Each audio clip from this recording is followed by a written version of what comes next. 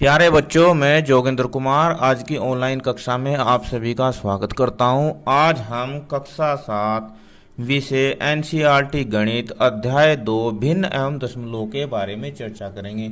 इस अध्याय के अंतर्गत आज हम प्रश्नावली 2.3 की प्रश्न संख्या 4, 5, 6, 7 व 8 के बारे में चर्चा करेंगे। ये इस चैप्टर की वीडियो का पार्ट 7 है। अगर आपने इससे पहले वीडियो हमारी नहीं देखी तो उन्हें जरूर देखना।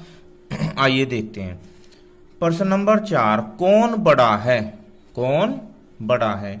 देखो ये दो सवाल दिए हैं इन्होंने, 3/4 का 2/7 अथवा 5/8 का 3/5। अथवा का मतलब यानी कि इन दोनों में से कौन बड़ा है। चलिए देखते हैं। तो हम पहले इसे सोल्व कर लेते हैं। 3/4 का 2/7। अब का मतलब क्या होता है? गुणा। 3/4 गुणा 2/7। अब 3 दूनी 6, क्योंकि गुणा करते हैं जब भिन्नों की हम तो अंश की अंश में और हर की हर में गुणा करते हैं। तो 3 दूनी यानी कि 3 की और 2 की, 4 की और 7 की। तो ये हो गया 3 दूनी 6 और 7 चौक 28। या हम इसे ये भी लिख सकते हैं 2 तिया 6 और 2 14 यानी कि 14 की। तो 3/14 ये तो इसका आ गया। अब इधर देखते हैं 5/8 का मतलब गुणा, तो 3/5 और अंश की अंश में हर की हर में गुणा हो जाती है। 5 तिया 15, 8 पंजे 40। कितना?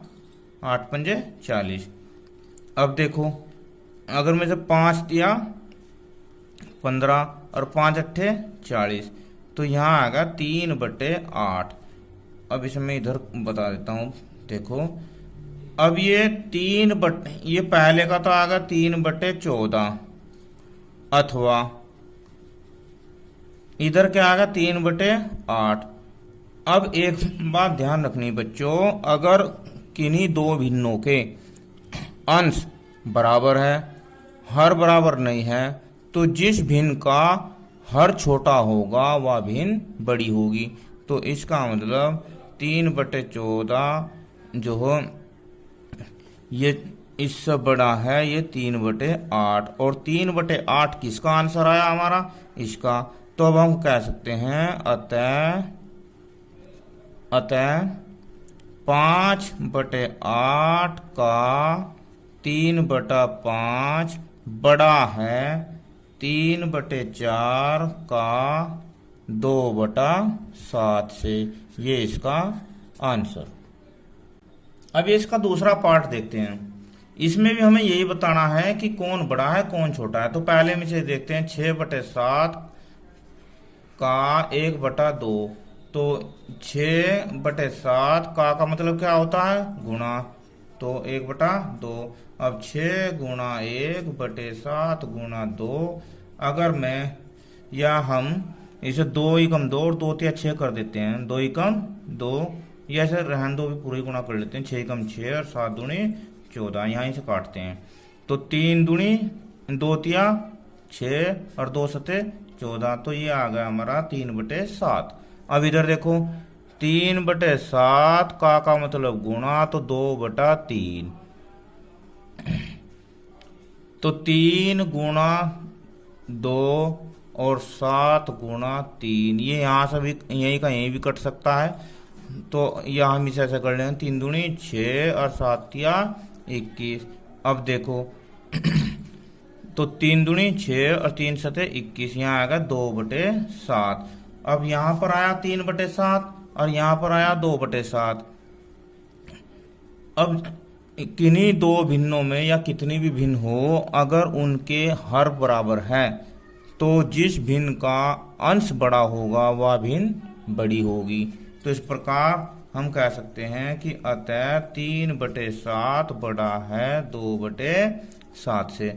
अब 3/7 किसका आया? इसका आया है। यानी कि 6/7 का 1/2 बड़ा भिन्न है, ये है 3/7 का 2/3 से, ये इसका आंसर। अब प्रश्न नंबर 5 में इसने कहा है कि सैली अपने बगीचे में 4 छोटे पौधे एक पंक्ति में लगाती है।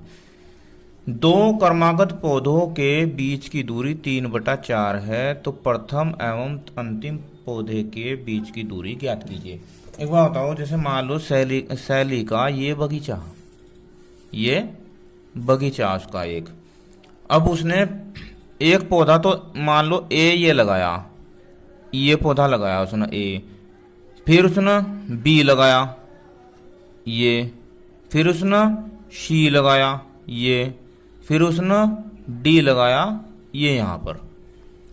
तो उसने 4 पौधे एक लाइन में लगाए, पंक्ति में लगाए, और उसने कहा है प्रश्न में कि छोटे पौधों के बीच की दूरी, यानी कि यहां से लेकर यहां तक इनके बीच की दूरी जो हो 3/4 मीटर है। कितनी भाई? 3/4। तो यहां से यहां तक की दूरी भी 3/4, यहां से यहां तक की दूरी भी 3/4, और यहां से यहां तक की दूरी भी 3/4। तो उसने कहा कि प्रथम व अंतिम पौधे के बीच की दूरी ज्ञात कीजिए। तो यहां से लेकर यहां तक की दूरी लास्ट तक की हमें ज्ञात करनी। अब कैसे ज्ञात करेंगे? देखो, अगर हम एक तो दूरी यहाँ, एक दूरी यहाँ, एक दूरी यहाँ, तीनों दूरी को जोड़ देंगे तो हमारी इनके बीच की दूरी निकल जाएगी। चलो देखते हैं। अब हम लिखते हैं कि माना 4 छोटे पौधे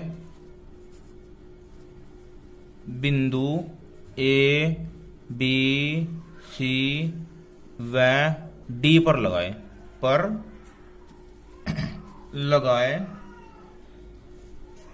गए। ठीक है भाई, गए हैं। तो अब देखो, ए से लेकर बी तक की दूरी बराबर बी से लेकर सी तक की दूरी बराबर सी डी। कितनी दे रखी उसने? 3/4 मीटर। ये इनके बीच की दूरी इतनी दी है। तो प्रथम एवं अंतिम पौधों के बीच की दूरी होगी 1, 2, 3 गुणा 3/4 मीटर। ठीक है भाई। अब 3×9/4, 9/4। अब इसे हम 4 दूनी 8, 2 सही 1/4 मीटर इसका आंसर हुआ। अब प्रश्न नंबर 6। लिपिका एक पुस्तक को प्रतिदिन 1 सही 3/4 घंटे पढ़ती है। वह संपूर्ण पुस्तक को 6 दिनों में पढ़ती है। उस पुस्तक को पढ़ने में उसने कुल कितने घंटे लगाए? ठीक है भाई। अब देखो, रोज कितना पढ़ रही हुआ? 1 सही 3/4 घंटे पढ़ रही हुआ। 6 दिन में उसने पूरी किताब पढ़ ली। तो अगर हम 6 से इसे गुणा करते हैं तो हमें इसके कुल घंटे प्राप्त हो जाएंगे।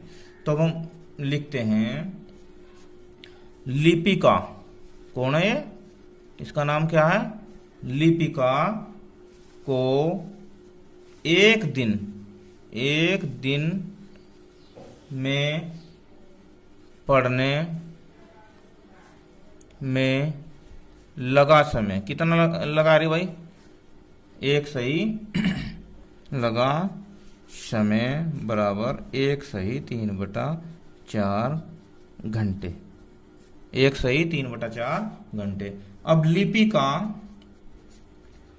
लिपिका को 6 दिन में किताब पूरी पढ़ ली उसने। तो 6 दिन पढ़ने में लगा समय 6 गुणा 1 सही 3/4 घंटे। तो 6 गुणा, अब इसकी सही को लो, 4 4 एकम 4 3 7/4, ये होगा 6 सत्ते 42/4। अब इसे मिश्रित भिन्न में बनाते हैं तो 6 दुसाम 40, 10 सही 2/4, कितना 10 सही 2/4, या 10 सही 2 एकम 2, ये 1/2, यानी कि 2 एकम 2, 2 दूनी 4 घंटे, ये इसका आंसर। प्रश्न नंबर 7, एक कार 1 लीटर पेट्रोल में 16 किलोमीटर दौड़ती है। 2 सही 3/4 लीटर पेट्रोल में यह कार कुल कितनी दूरी तय करेगी। 1 लीटर में कितना जा रही है भाई, वहाँ 16, और इतना लीटर उसमें पेट्रोल डाल दिया गया, तो वह कितनी दूर जाएगी। तो अगर हम 16 की और इसकी गुना कर देते हैं तो उसकी दूरी निकल जाएगी। चलो हल करते हैं। कार द्वारा 1 लीटर में तय की गई दूरी कितनी जा रही है भाई, वहाँ 16 किलोमीटर।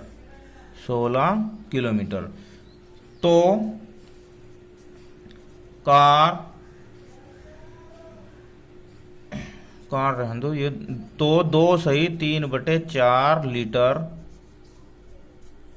में कार द्वारा तय की गई दूरी कितनी होगी भाई, 2 सही 3/4 गुणा 16।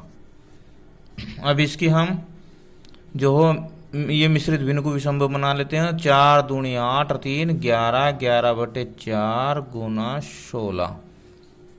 अब 11 गुना 16/4, अगर हम 4 से भाग करते, 4 एकम 4, 4 चौक 16, तो यहाँ आ जाएगा 11 गुना 4, कितना आ जाएगा 11 गुना 4, 11 चौक 44, 44 किलोमीटर, 44 किलोमीटर, ये इसका आंसर। अब प्रश्न नंबर 8, इसमें देखो इसने क्या दिया है कि इस बक्से में संख्या लिखिए। ये बक्से में संख्या लिखनी है, और उस सेकंड में कहा था ना, इस बक्से में जो संख्या लिखी है उसका न्यूनतम रूप क्या है। देखो अब मुझे ये बताइए आप कि क्या लिखूं मैं जो 10/30 आ जाए, 10/30 आ जाए। तो अगर मैं यहाँ पर 5 लिख दूं ऊपर, तो 5 दूनी 10, कितना लिख दूं 5। यहाँ बक्से में हम लिख देते हैं, चलो यहाँ 5 दूनी 10, और नीचे क्या लिखा जाए बताओ, 3 दुसाम 30, 5/10 लिख दूं मैं।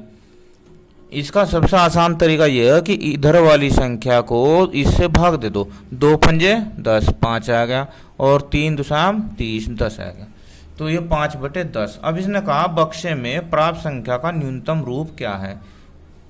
देखो क्या है हमारी 5/10, न्यूनतम रूप 5 एकम 5 और 5 दूनी 10, तो 1/2 है। ऐसे बी का फर्स्ट, इसने कहा किस बक्से में क्या संख्या आएगी। देखो यहाँ 24 है, यहाँ 3 हो, तो 3 अट्ठे 24, कितना आया 8। यहाँ 5 है, यहाँ 75 है, तो 15 पंजे 75, सीधी सी भाग है, इनसे इन्हें भाग दे दो, बस सीधा सा तरीका है। अब दूसरे में उसने कहा कि बक्से में जो प्राप्त संख्या उसका न्यूनतम रूप क्या है। अब 8/15 है, 8/15 है। देखो ये किसी भी संख्या से कटने की नहीं, या इसमें एक और तरीका देखना, इन दोनों का मैसा देख लिया करते हैं, इन दोनों का मैसा एक आएगा, तो ये संख्याएं कटने की नहीं, एक दूसरे से भाग नहीं होने की, इसलिए इसका जो न्यूनतम रूप है वो सेम यही है। इस प्रकार आज हमने प्रश्नावली 2.3 की प्रश्न संख्या जो है 4, 5, 6, 7, 8 को डिस्कस किया, चर्चा की। उम्मीद है मुझे आपकी समझ में ये आ गए होंगे। अगर वीडियो अच्छी लगी तो मुझे कमेंट में ज़रूर बताना। Thank you. Have a nice day.